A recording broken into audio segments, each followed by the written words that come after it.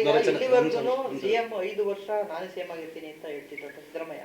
ಅಲ್ಲಪ್ಪ, ಸಿಎಂದು ಚರ್ಚೆ ಕೇಳಿ ಮೊದಲು ನೋಡ್ರಪ್ಪ, ಮೊದಲು ಈ ರಿಸರ್ವೇಷನ್ ಯಾವುದು OBCಗಳಿಗೆ ಅಸೆಂಬ್ಲಿ ಮತ್ತು ಪಾರ್ಲಿಮೆಂಟಲ್ಲಿ ಬರಬೇಕು ಅಂತಕ್ಕಂಥ ಅದಕ್ಕೆ ಹೆಚ್ಚು ಚಾಲನೆ ಕೊಡಿ,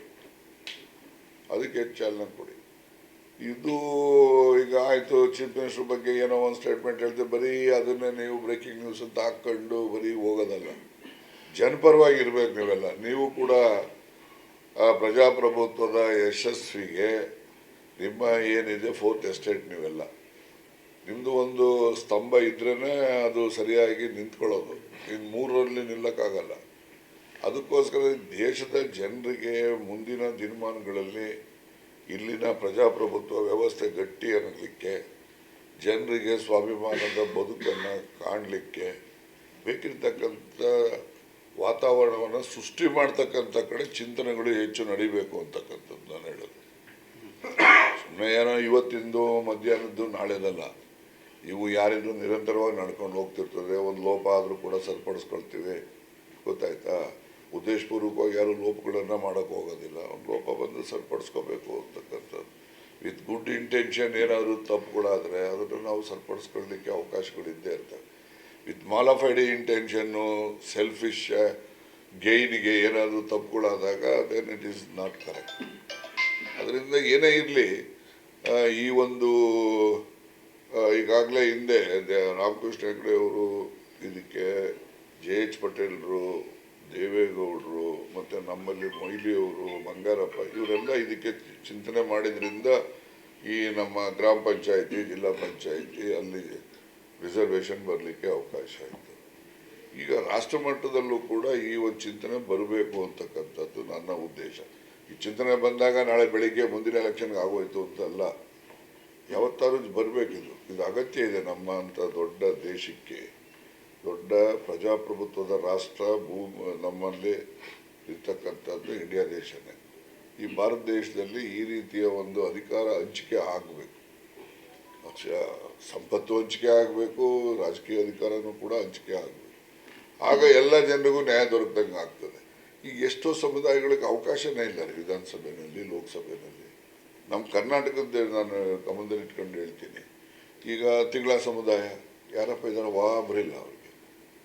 ಈಗ ಇವರು ಯಾದವ ಸಮುದಾಯ, ಆ BJPನಲ್ಲಿ ಧೀರಜ್ ಮುನ್ರಾಜು ಅನ್ನೋರು ಒಬ್ಬ MLA ಗೆದ್ದಿದ್ದಾನೆ.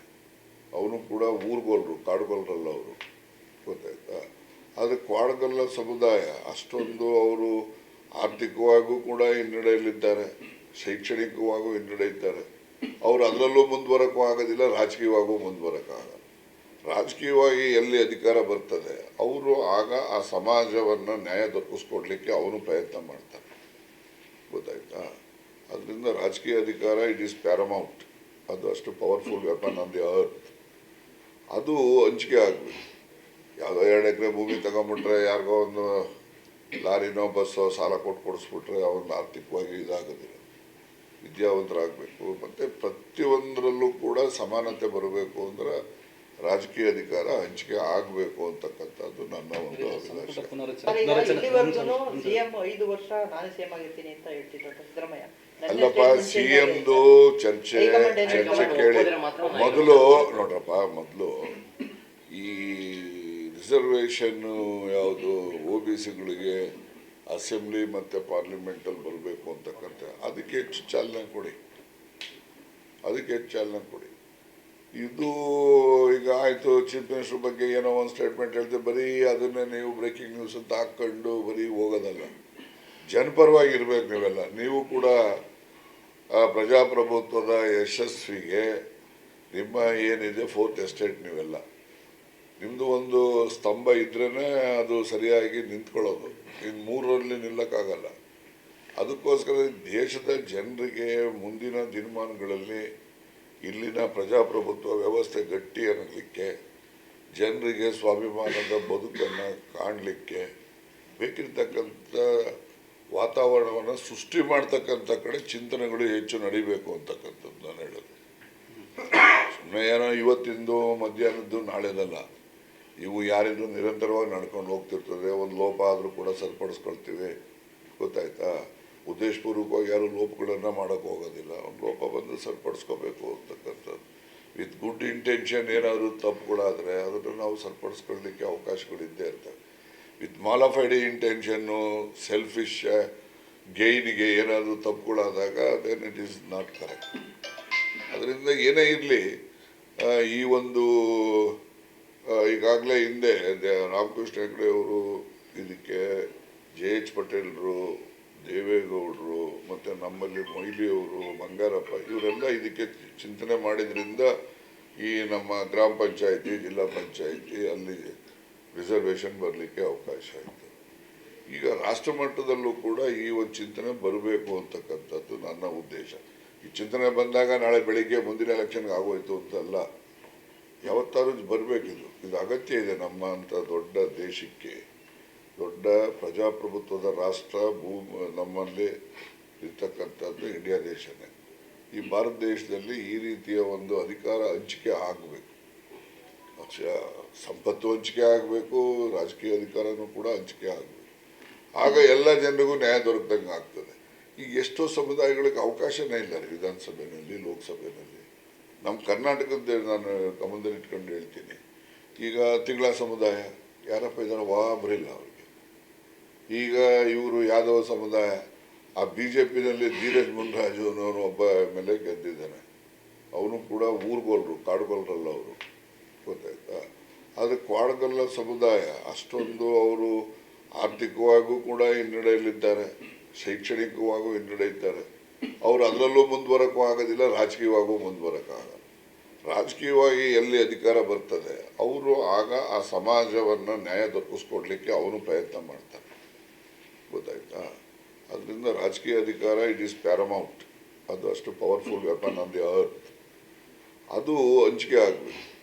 ಯಾವುದೋ 2 ಎಕರೆ ಭೂಮಿ ತಗೊಂಬಿಟ್ರೆ ಯಾರಿಗೋ ಒಂದು ಲಾರಿನೋ ಬಸ್ಸೋ ಸಾಲ ಕೊಡಿಸ್ಬಿಟ್ರೆ ಅವನ್ನ ಆರ್ಥಿಕವಾಗಿ ಇದಾಗೋದಿಲ್ಲ. ವಿದ್ಯಾವಂತರಾಗಬೇಕು. ಮತ್ತು ಪ್ರತಿಯೊಂದರಲ್ಲೂ ಕೂಡ ಸಮಾನತೆ ಬರಬೇಕು ಅಂದ್ರೆ ರಾಜಕೀಯ ಅಧಿಕಾರ ಹಂಚಿಕೆ ಆಗಬೇಕು ಅಂತಕ್ಕಂಥದ್ದು ನನ್ನ ಒಂದು ಅಭಿಲಾಷೆ. CM 5 ವರ್ಷ ನಾನು CM ಆಗಿರ್ತೀನಿ ಅಂತ ಹೇಳ್ತಿದ್ರು ಸಿದ್ದರಾಮಯ್ಯ. ಅಲ್ಲಪ್ಪ, CMದು ಚರ್ಚೆ ಕೇಳಿ ಮೊದಲು ನೋಡ್ರಪ್ಪ, ಮೊದಲು ಈ ರಿಸರ್ವೇಷನ್ನು ಯಾವುದು OBCಗಳಿಗೆ ಅಸೆಂಬ್ಲಿ ಮತ್ತು ಪಾರ್ಲಿಮೆಂಟಲ್ಲಿ ಬರಬೇಕು ಅಂತಕ್ಕಂಥ ಅದಕ್ಕೆ ಹೆಚ್ಚು ಚಾಲನೆ ಕೊಡಿ. ಇದು ಈಗ ಆಯಿತು, ಚೀಫ್ ಮಿನಿಸ್ಟರ್ ಬಗ್ಗೆ ಏನೋ ಒಂದು ಸ್ಟೇಟ್ಮೆಂಟ್ ಹೇಳ್ತೀವಿ, ಬರೀ ಅದನ್ನೇ ನೀವು ಬ್ರೇಕಿಂಗ್ ನ್ಯೂಸ್ ಅಂತ ಹಾಕ್ಕೊಂಡು ಬರೀ ಹೋಗೋದಲ್ಲ. ಜನಪರವಾಗಿ ಇರಬೇಕು ನೀವೆಲ್ಲ. ನೀವು ಕೂಡ ಪ್ರಜಾಪ್ರಭುತ್ವದ ಯಶಸ್ವಿಗೆ ನಿಮ್ಮ ಏನಿದೆ 4th ಎಸ್ಟೇಟ್, ನೀವೆಲ್ಲ ನಿಮ್ಮದು ಒಂದು ಸ್ತಂಭ ಇದ್ರೇ ಅದು ಸರಿಯಾಗಿ ನಿಂತ್ಕೊಳ್ಳೋದು. ಇನ್ನು 3ರಲ್ಲಿ ನಿಲ್ಲಕ್ಕಾಗಲ್ಲ.